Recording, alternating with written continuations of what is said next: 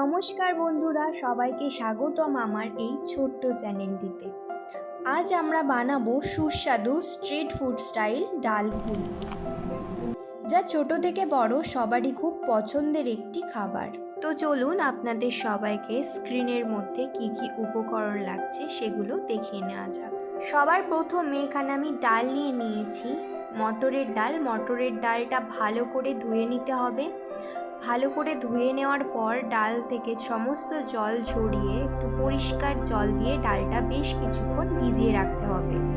তারপরে ডালটাকে ছেড়ে দিয়ে এদিকে আমি একটা মশলা তৈরি করে নিচ্ছি। মশলাটা তৈরি করার জন্য আমি এখানে নিয়েছি গোটা জিরে, গোটা মৌরি, আর নিয়েছি এক দানা লবঙ্গ, এক দানা এলাচ এবং একটা ছোট কাঠের টুকরো। তারপর সেটাকে ভেজে ভালো করে তুলে নিয়ে এদিকে জল দিয়ে দিয়েছি কড়াইয়ের মধ্যে। সাথে সাথে জলটা ফুটে আসলে তাতে দিয়ে দিয়েছি ডাল, এবং ডালটা এরকম চাপা দিয়ে বেশ কিছুক্ষণ ফুটিয়ে নিতে হবে। মাঝে মাঝে চাপা খুলে এরকম নেড়ে দিতে হবে, আর দেখতে হবে যেন ডালটা কড়াইয়ের সাথে লেগে না যায়। এরপরে ডালটা ওইভাবে ফুটতে রেখে আমি এদিকে ময়দার ডোটা বানিয়ে নেব। আর এদিকে একদম পারফেক্ট ডাল পুরি বানানোর জন্য প্রথমেই নিয়ে নিয়েছি 3 কাপ ময়দা, তারপরে নিয়েছি পরিমাণ মতন লবণ, পরিমাণ মতন চিনি, আর প্রথমে আমি নিয়েছি 3 চামচ তেল এবং পরে আরও 3 চামচ তেল দিয়েছি পারফেক্ট ময়ামের জন্য। এরপর খুব ভালোভাবে সমস্ত উপকরণগুলি ভালো করে হাতের সাহায্যে দোলে দোলে মিশিয়ে নিতে হবে। না হলে যে সমস্ত উপকরণগুলি দেওয়া হয়েছে সেগুলি ময়ানের সাথে খুব সুন্দরভাবে মিশবে না, এবং এটা পারফেক্টলি না মিশলে একটা পারফেক্ট ডাল পুরির স্বাদ কখনোই পাওয়া যাবে না। এরপর অল্প অল্প পরিমাণ জল দিয়ে একটা আটো আটো ডো তৈরি করে নেব। এরপর দেখতে দেখতে এদিকে ডালটা সেদ্ধ হয়ে গেছে। আপনারা চাইলে ডালটা এইভাবে কড়াই সেদ্ধ না করে সোজাসুজি কুকারেও করে নিতে পারেন, তবে জলের পরিমাণটা এমন দিতে হবে যাতে ডালটা ঠিক এরকম একটা টেক্সচারের হয়, নয়তো সেটা দিয়ে আর পুর বানানো সম্ভব হবে না। এরপরে এরম একটা বাটি অথবা আপনারা চাইলে হাতের সাহায্যেও ডালটাকে এভাবে গলিয়ে নিতে পারেন। অন্যদিকে একটা কড়াইয়ের ওপর সামান্য সাদা তেল দিয়ে একটা তেজপাতা, অল্প একটু জিরে ও কুচনো কাঁচা লঙ্কা দিয়ে দিতে হবে। এরপর যাবে পেস্ট করা আদা, তারপরে কিছুক্ষণ নেড়ে চেড়ে তার মধ্যে দিয়ে দিতে হবে ডালটা। অবশ্যই ডালটা খোলা হাতে অনেকক্ষণ ধরে নাড়তে হবে, যতক্ষণ না এই ডালের থেকে সমস্ত জল ঝরে যাচ্ছে।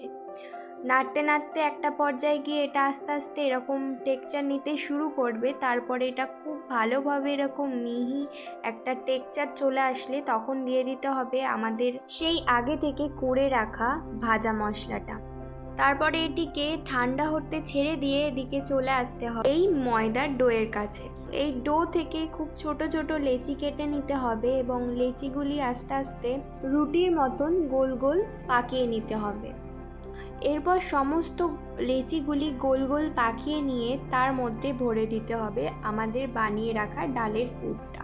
ঠিক পুলি পিঠের মতন এরকম গোল গোল করে পাকিয়ে মাঝখানে পুরটা ভরে দিতে হবে ডালের, এবং এই মুখটা বন্ধ করে খুব ভালোভাবে এঁটে দিতে হবে যাতে বেলার সময় কোনোভাবে বেরিয়ে না যায়। এরপর আমি সমস্ত লুচিগুলির মধ্যে একটু একটু করে পুর ভরে নেব, এবং পুর ভরা হয়ে গেলে সমস্ত লুচিগুলি বেলে নেব।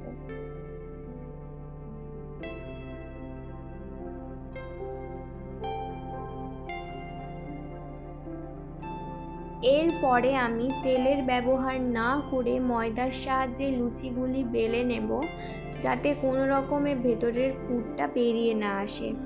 এরপর সমস্ত লুচিগুলি বা পুরিগুলি আমরা এক এক করে বেলে নেব। বেলা হয়ে গেলে এই ডাল পুরিগুলি বেশ কিছুক্ষণ, প্রায় 2 থেকে 3 মিনিট এইভাবে রেস্টে ছেড়ে দেব। সাথে সাথে একবারেই ভাজা যাবে না।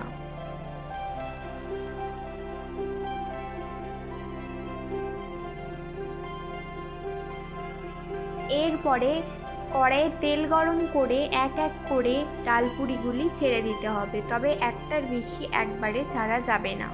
তো এইদিকে আমার ডালপুরিগুলি খুব সুন্দরভাবে ফুলে উঠেছে, এবং আমার রেসিপি ফলো করে যদি আপনারা বাড়িতে এরকম ডালপুরি বানান, তাহলে আপনাদের রেসিপিটি কেমন হলো আমাকে কমেন্ট করে জানাতে একদম ভুলবেন না। এদিকে আমার ডাল পুরি একদম ফুলে ফেঁপে তৈরি। আপনারা চাইলে এটা ঘুগনি অথবা আলুর দমের সাথে সকালের জলখাবারের জন্য পরিবেশন করতে পারেন। এটি আলু বা ঘুগনির সাথে একদম পারফেক্টলি যায়। আর আপনাদের অসংখ্য ধন্যবাদ আমার ভিডিওটাকে এত দূর দেখার জন্য। আর আমার রেসিপিটি যদি আপনাদের ভালো লেগে থাকে তাহলে অবশ্যই একটি লাইক করতে ভুলবেন না। আর অবশ্যই আমাদের পরবর্তী রেসিপিগুলি সবার প্রথমে দেখার জন্য সাবস্ক্রাইব করতে ভুলবেন না।